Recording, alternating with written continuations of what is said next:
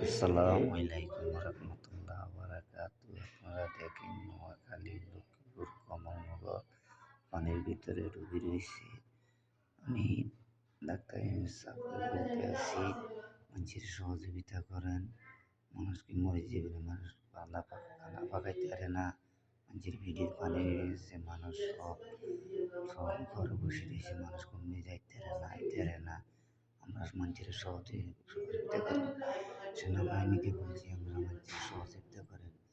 পানি সব ডুবে রয়েছে, কমলনগর লক্ষ্মীপুর নোয়াখালী সব পানির ভিতরে ডুবে ঘরের মধ্যে উঠছে 1 ফুট পানি মিঞ্চির।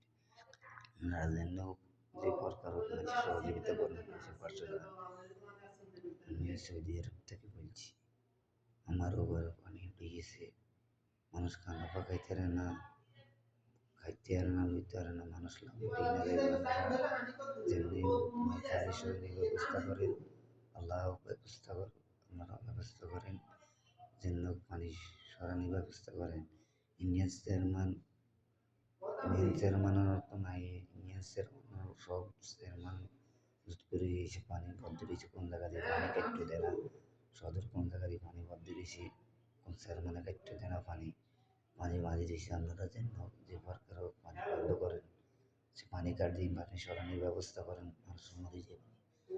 আমরা দেশের ডাক্তারকে বলছি, আমরা পানি কাটিয়ে সরানোর ব্যবস্থা করেন। কমলনগর লক্ষ্মীপুর সব ঘরের মধ্যে পানি উঠে গেছে, রোডে পানি উঠে গেছে, মানুষ মরে যাবে। যে পরিস্থিতি হয়েছে, আপনারা যেন মানুষের সাহায্য করেন, যে সরকার পানি সরানোর ব্যবস্থা করেন।